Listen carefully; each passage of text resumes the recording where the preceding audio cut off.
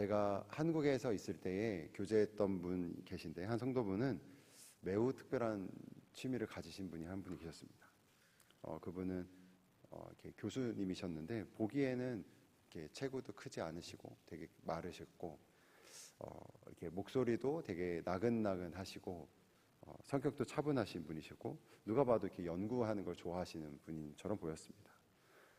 근데 제가 나중에 그분과 교제한 후에 알게 되는데 그분의 취미가 이렇게 스쿠버 다이빙이었는데 1년에 2번은 이렇게 멀리 바닷가에 가서 자기 혼자 가서 이렇게 바닷가에서 스쿠버 다이빙을 하는 것이 그분의 취미였습니다. 제가 그분과 나중에 이렇게 그 경험을 들었던 적이 있었는데 그분이 그것을 이제 상기하면서 이렇게 얘기하셨을 때 자기가 바닷속에서 혼자 이렇게 유영하듯이 다니면서 바닷속을 이렇게 점점 들어갈 때 느꼈던 그런 신비로움은 신비를 넘어서 때로는 약간 경외감 같은 것도 들었을 때가 있었다라고 이렇게 얘기한 적이 있었습니다. 그 이야기를 들으면서 제가 간접적으로 느꼈던 거는 나도 분명히 바다를 알고 바다를 경험한 적이 있고 바다 수영한 적도 있는데 내가 경험했던 바다와 또 그분이 경험했던 바다 속의 그 바다는 또 다른 차원이구나라고 제가 느낄 수 있었습니다. 물론 저도 바다가 무엇인지도 알고 바다에 대한 경험들이 많은 것들이 있지만 또 그런 차원과 다른 또 바다가 또 있구나라고 또 경험하게 된 것이죠. 아마 전 세계 모든 스쿠버들과 잠수함들을 다 합쳐서 바다를 탐험하고 바다를 경험한다 하여도 아마 이미 우리는 그 바닷속의 더 깊은 차원은 여전히 우리의 신비 가운데 있을 것입니다. 제가 이 말씀을 꺼내는 이유는 바다가 이렇게 신비로울 텐데 이 바다를 만드신 하나님은 참으로 얼마나 크시고 신비로운가에 대한 부분입니다. 그렇기 때문에 우리가 예수님을 안다라고 말하고 그렇게 생각하는 것은 얼마나 어리석은 일일까요? 바다의 그 넓고 그 깊음과 비교할 수 없는 창조주 하나님이신 삼위일체 하나님이신 예수 그리스도를 안다라는 것은 그분을 경험한다라는 것은 바닷속 깊은 신비를 경험하는 것보다 훨씬 더 크고 놀랍고 경이로운 일일 것입니다. 오늘 저희로 하나님께서는 우리를 말씀의 자리로 부르셨습니다.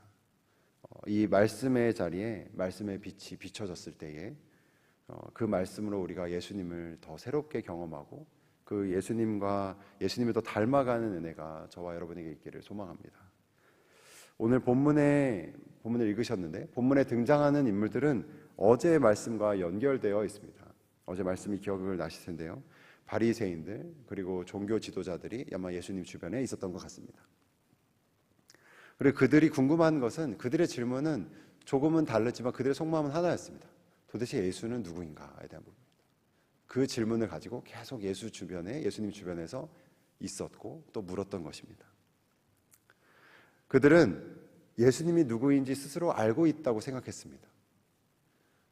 예수가 어느 지역 출신의 사람인지 그리고 예수님의 가족이 누구인지 또 그는 어떤 교육을 받았는지 혹은 받지 않았는지 이런 것들로 예수가 누구인지 알고 있다고 생각했습니다.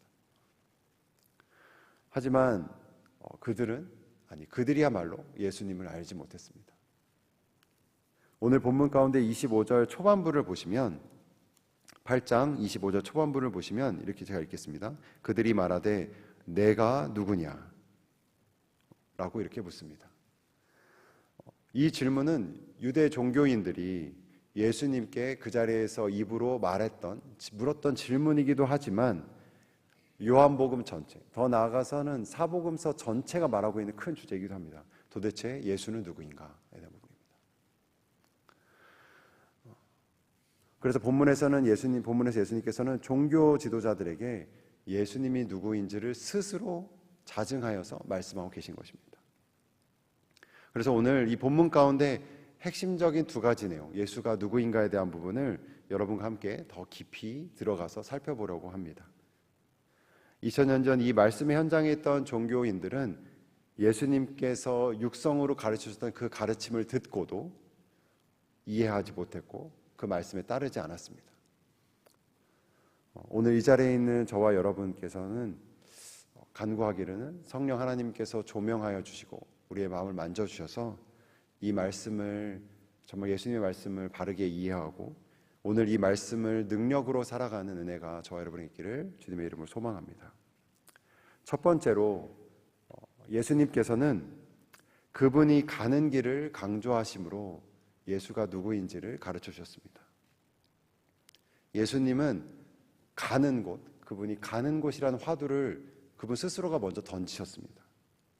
그리고 종교 지도자들에게 그것이 그분의 예수가 누구인지를 드러내는 계시해 주신 의미가 되었습니다.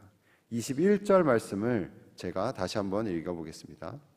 다시 이르시되 내가 가리니 너희가 나를 찾다가 너희 죄 가운데서 죽겠고 내가 가는 곳에는 너희가 오지 못하리라. 예수님께서 말씀하시기를 내가 가는 곳이 있는데 그곳에 대한 또 다른 묘사로 설명을 뭐라 하냐면 그것은 너희는 갈 수 없는 곳이다라고 말하고 있습니다. 나는 어떤 곳을 갈 것인데 나는 가는 곳이 있는데 그곳이 어떤 특징이냐면 너희는 갈 수 없는 곳이다라는 것이죠. 그리고 예수님께서는 본인 스스로가 그곳을 갈 수 있는 이유와 그리고 이 말씀을 듣고 있는 종교 지도자들은 그들은 그곳을 갈 수 없는 이유를 23절에 매우 강력하게 마치 폭탄을 던지듯이 그들에게 말씀하십니다. 23절 말씀은 또 제가 읽겠습니다. 예수께서 이르시되 너희는 아래에서 났고 나는 위에서 났으며 너희는 이 세상에 속하였고 나는 이 세상에 속하지 아니하였느니라. 계속 대조해서 말씀하고 있죠. 나는 그리고 너희는 이렇게 말하고 계시죠. 예수님은 위에서부터 났기 때문에 다시 하늘에서부터 오신 이이기 때문에 다시 하늘로 올라간다. 나는 그곳을 갈 것이다 라는 것이죠. 그렇다면 유대 종교인들은 어디서 났냐고 여기서 말씀하셨나요? 바로 아래에서 났다라고 말하고 있습니다. 너희는 이 세상에 속하였다. 아래에서 태어났다라는 것이죠. 여기서 말하는 아래의 세상은 단순히 땅을 말하는 것이 아니라 정확히 그것이 무엇인지는 다음 구절 24절에 보다 더 구체적으로 나와 있습니다. 24절 말씀은 우리 소리내서 함께 읽어보도록 하겠습니다. 함께 읽겠습니다. 그러므로 내가 너희에게 말하기를 너희가 너희 죄 가운데서 죽으리라 하였노라. 너희가 만일 내가 그인 줄 믿지 아니하면 너희 죄 가운데서 죽으리라. 여기서 두 번이나 반복된 표현이 있습니다. 죄 가운데서 죽으리라. 이것은 예수님께서 그들을 저주하신 말씀이 아니라 그들이 처한 그 종교자들이 처한 영적 상태를 말씀해 주신 것입니다. 그들이 죄에서 났고 죄 가운데 죽을 수밖에 없다라는 그 운명, 그 영적인 상태를 말하고 있습니다. 예수님께서는 예수가 누구인지를 알려주시기 위해서 예수님께서 어디에서 오셨고 또 어디로 가는지를 말씀해주고 계십니다. 그런데 그 진리를 더 강조하기 위해서 대척점에 있는 그 종교 지도자들, 그들이 어디에서 났고 또 어디에서 가는지를 대조적으로 가르쳐 주시는 것이죠. 예수는 위에서 났고 다시 또 위로 올라가신다 말하고 그들은 아래에서 즉 죄 가운데 사망 가운데 태어났고 결국은 죄 가운데 죽어서 그곳으로 갈 것이다 라고 말하고 있는 것입니다.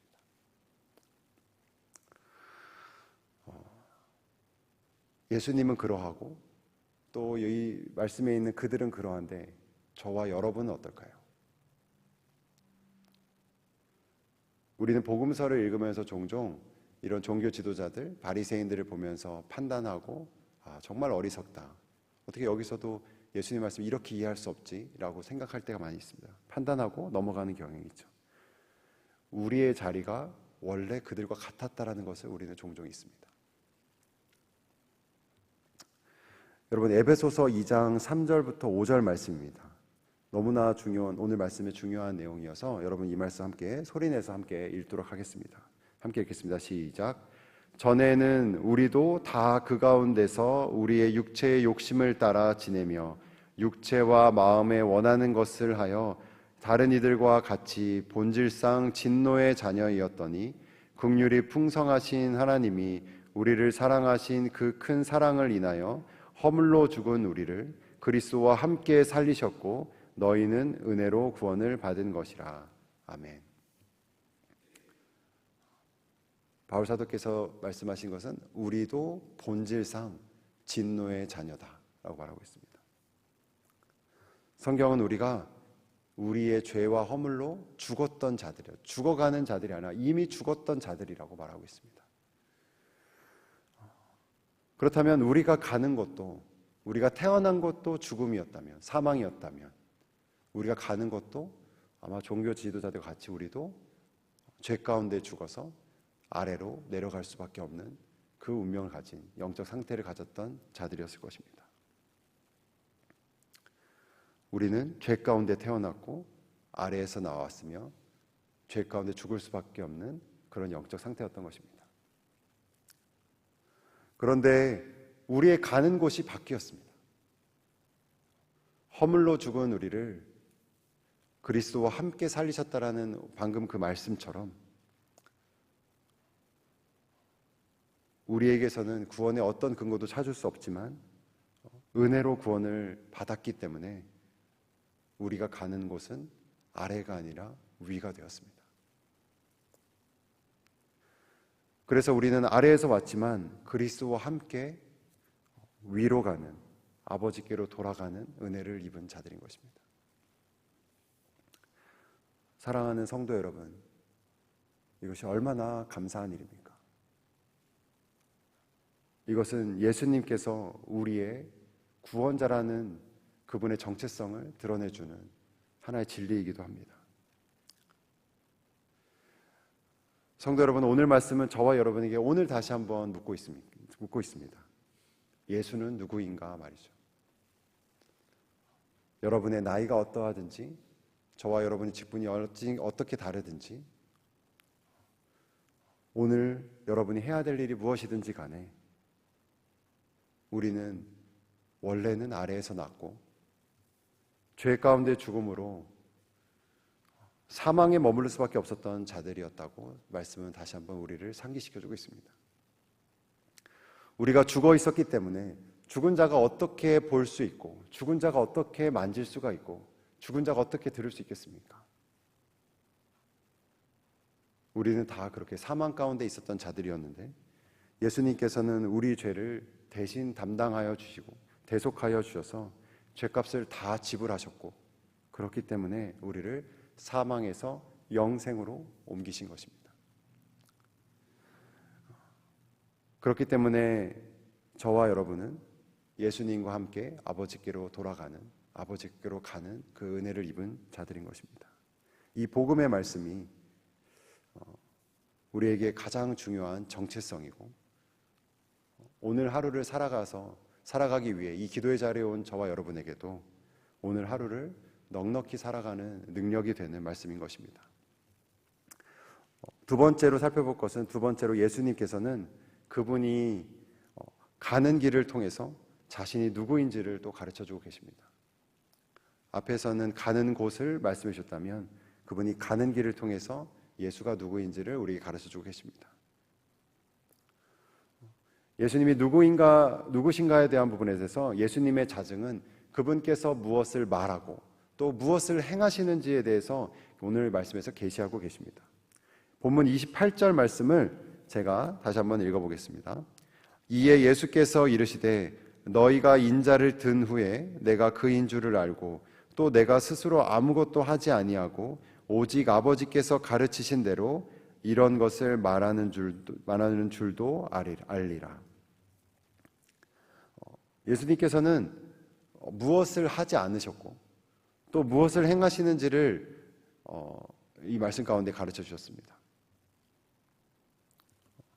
예수님께서는 자신이 말하는 것이 오직 아버지께서 가르치시는 대로라고 말씀하셨습니다. 그리고 또 스스로는 아무것도 하지 아니한다라고까지도 얘기하셨습니다. 29절 말씀도 같은 맥락으로 볼 수 있습니다. 29절 말씀도 제가 읽겠습니다. 나를 보내신 이가 나와 함께 하시도다. 나는 항상 그가 기뻐하시는 일을 행함으로 나를 혼자 두지 아니하셨느니라. 성자 하나님이신 예수님께서는 이렇게 말씀하신 것입니다. 나는 항상 그가, 즉 성부 하나님께서 기뻐하시는 일을 행함으로, 이 말씀을 보면 예수님께서는 철저하게 성부 하나님께 의존하는 것을 여러 번 강조하고 계십니다. 부사구들을 보면 느낄 수가 있죠. 28절에는 스스로 아무것도 하지 아니하고, 그리고 오직 아버지께서 가르치시는 대로, 29절에서는 항상 그가 기뻐하는 것을, 이렇게 성부 하나님께 의존하는 것, 그분을 따르는 것을 강조하고 계십니다. 여러분 아시다시피 예수님은 스스로 본체의 하나님이신 분이십니다. 그분 스스로가 선하고 온전하신 인간과는 다른 하나님이신 분이시죠. 그분의 뜻과 그분의 말은 분명히 선하고 온전하셨을 것입니다.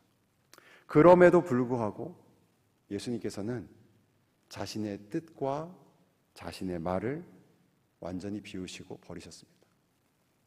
그리고 성부 하나님께서 가르치신 대로 말씀을 전하셨고, 아버지 하나님을 기쁘시게 하기 위해서 그분이 그분이 원하시는 일로 다 행하시는 순종의 길을 걸어가셨습니다.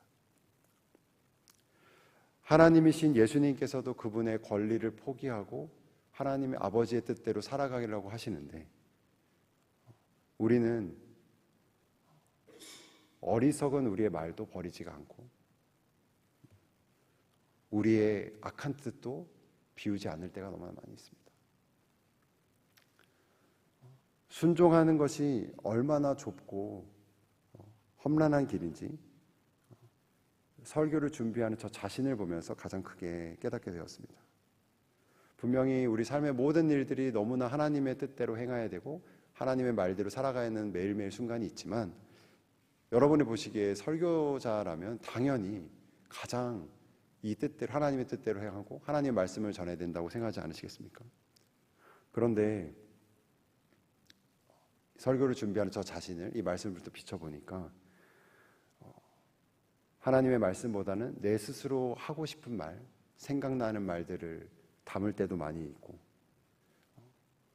아버지께서 가르치신 대로 말씀을 전하려기보다는, 그리고 아버지께서 기뻐하시는 일을 행하기 위해서 그것에 제가 씨름하며 기도하는 것이 아니라 훨씬 넓은 길로, 쉬운 길로 말씀을 준비하고 싶은 그러한 제 마음 안에 그런 동력을 발견하게 되었습니다.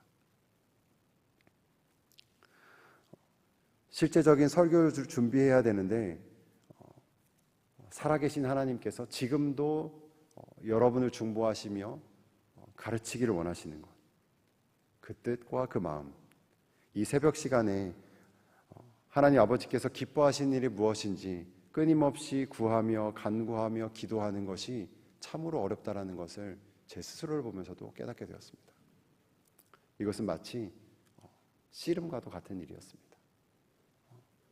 길로 나갔다가 다시 들어오고, 다른 생각을 했다가 다시 이쪽으로 좁혀오는, 다시 돌아오는 그런 씨름을 계속해서 하고 있었습니다. 자신의 뜻을 버리고 자신의 생각을 버리고 아버지 하나님의 뜻을 간구하며 온전히 행하는 것은 매우 좁은 길입니다. 더 강하게 말하면 사람들 거의 대부분이 가지 않는 길입니다. 요한복음 6장 66절 말씀을 제가 한번 읽겠습니다. 6장 66절 말씀입니다. 그때부터 그의 제자 중에서 많은 사람이 떠나가고 다시 그와 함께 다니지 아니하더라. 예수님이 따랐던 그런 수많은 군중들, 심지어 많은 제자들도 이 말씀에 보면은 어느 순간 다 떠나갔습니다. 그리고 다시는 그와 함께 다니지 않았다라고 말씀에서 말하고 있습니다. 왜 그랬을까요? 예수님께서 가신 그 길이 매우 좁고 험난한 것을 사람들은 알았기 때문입니다. 우리 자신의 뜻을 버리고 오직 하나님의 뜻을 구하며 행하는 그 좁고 험한 길은 예수님께서 가신 그 길이고, 예수님께서 오늘 저와 여러분을 초청하시는 길이기도 합니다. 그렇기 때문에 우리가 이 기도의 자리에 이 기도의 시간에 참여하게 된 것이죠.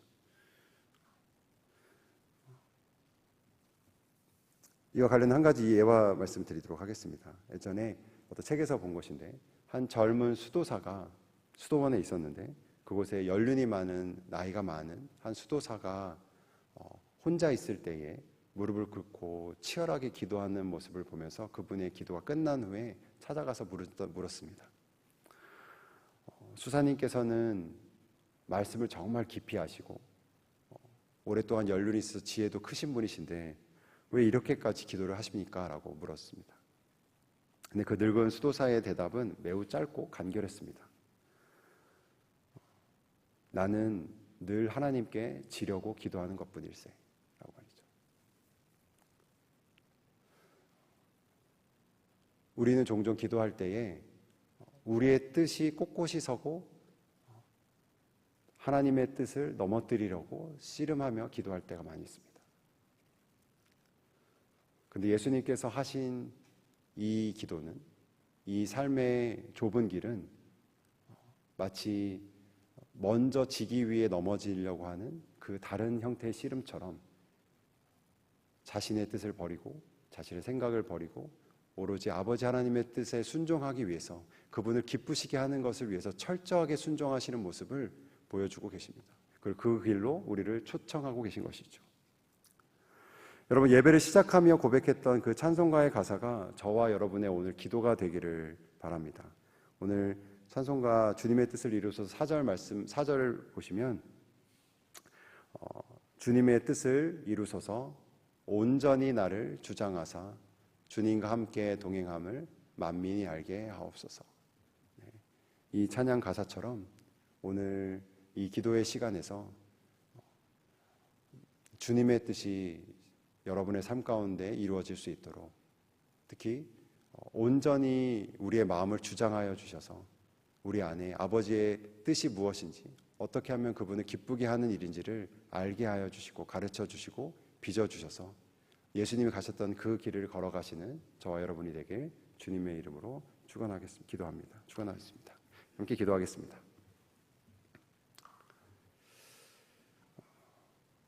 사랑이 크신 하나님 아버지, 우리가 사망에서 태어나 땅 아래로 갈 수밖에 없던 우리를 구원해 주셔서 하늘 아버지께로 돌아갈 수 있도록 그 운명을 바꾸어 주신 주님의 그 은혜에 감사를 드립니다.